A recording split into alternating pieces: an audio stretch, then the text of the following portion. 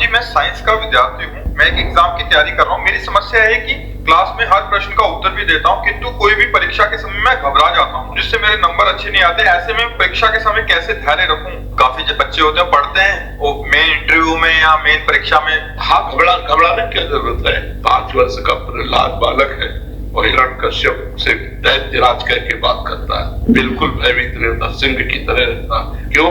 हरिनाम चल। मीरा जी को कितना सताया जा रहा है, बिल्कुल घबराती नहीं, क्योंकि नाम चल रहा है। और ब्रह्मचर्य का पालन करो। ब्रह्मचर्य में एक जोश होता है, एक उन्माद होता है, एक जिद्दी स्वभाव होता है। जैसे ठंडी में बहुत प्रारंभ में ठंडी लगती तो गंगा जी में जा खड़े हो जाते हैं। धीरे धीरे शरीर को ऐसा अभ्यास हो गया, किस बात से घबराहट? जब हमारी वीर शक्ति क्षीण हो जाती है, स्मृति कमजोर होने लगती, तो घबराहट पैदा होने लगती, हमें अपने ऊपर विश्वास नहीं होता। थोड़ा व्यायाम करते हो, दंड बैठक मारते हो, ब्रह्मचर्य से रहो और सात्विक भोजन करो, नाम जप करो, एकदम सिंहवत रहो।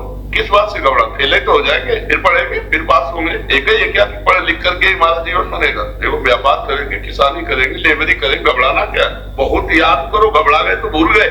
इसे घबराने का और इससे रोकने के लिए नाम जप की जरूरत है, ब्रह्मचर्य की जरूरत है, सात्विक आहार की जरूरत है और अपने को स्वभाव को बदलने की जरूरत है। जितना आता है उतना उत्तर दिया, फेल हो गए, कोई बात नहीं, आगे भी पढ़ेंगे। दूसरा, माता पिता का 1 साल पैसे लगे और फिर फेल हो गए, और समाज का और माता पिता का बेसर तो दिमाग में हमारे पड़ रहा है, समाज से क्यों?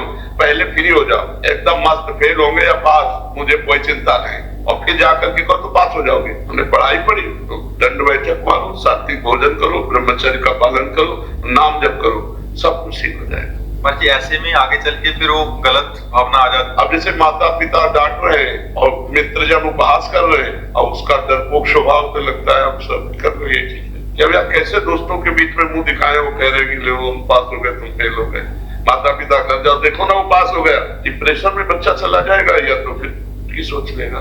ऐसे नहीं करना चाहिए यार। मनुष्य जीवन मिला है, बड़ा मस्त जीवन रखना चाहिए। प्रमाद और मस्ती में अंतर। प्रमाद नहीं, अपनी पढ़ाई में पूरा मन लगा करके पढ़ो और उत्तर देने को तो सिंहवत उत्तर देना चाहिए। कभी कभी दीवार से उत्तर देना चाहिए। अपने आप से प्रश्न करे, मानो ये प्रश्न होगा तो उसका उत्तर खुद देना चाहिए। एक आर्मी में जाने वाला आदमी इतने किलोमीटर दौड़ना, इतनी छलांग मारना, इतना करना करता है ना रोज। ऐसा तो है नहीं कि प्रश्न आप जिस क्लास में पढ़ रहे हो उससे आगे वाले क्लास का आए, उसी जो अध्ययन कराया गया है उसी में आएगा। तो हम तैयार, इतना मोटा ग्रंथ हो तो भी हम तैयार रखेंगे। हम अपने दिमाग का प्रयोग करें तो एक बार पढ़ ले पूरा।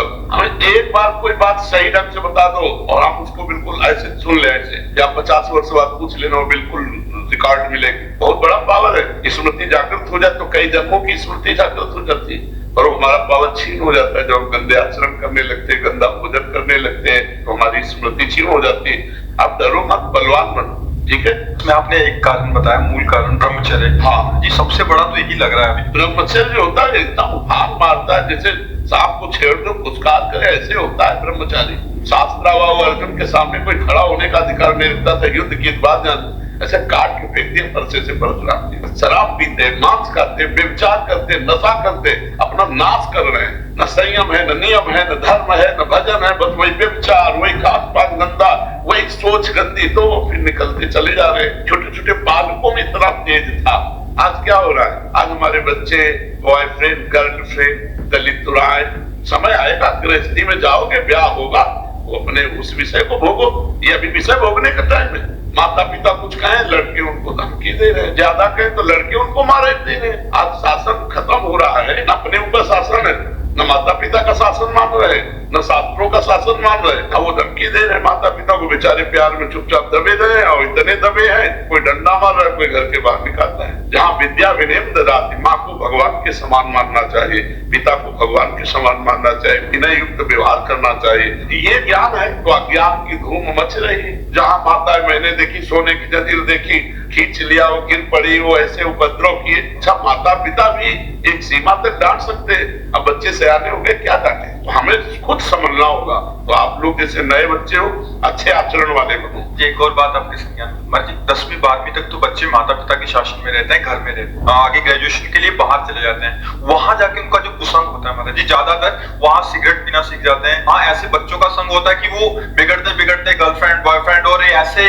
वातावरण में चले जाते हैं, फिर उनका पतन। हमको तो ऐसा लगता है कि हमको खुद अपने जीवन को बचाना पड़े, हमें कोई बचा सके ऐसी आशा मत रखो। अगर आप अपने को बचाना चाहोगे तो कहीं भी जाओ, आपको कोई नहीं गिरा सकता। तो जब आप गिरना चाहोगे तो कहीं जाओ चाहे ना जाओ, आप अपने आप गिर जाओगे। अरे जब दुल्हन आ जाए तो खूब मन लगाओ, नौकरी करो और दुल्हन लड़का बचाओ। गृहस्थी में तो सब वही है, थोड़ा 20-25 तक तो थोड़ा अच्छे बन जाओ, इसके बाद गृहस्थी में चले जाना, क्या परेशानी। अपने धर्म की निष्ठा में रहो, कहीं भी रहो, तुम्हारा मंगल ही होगा।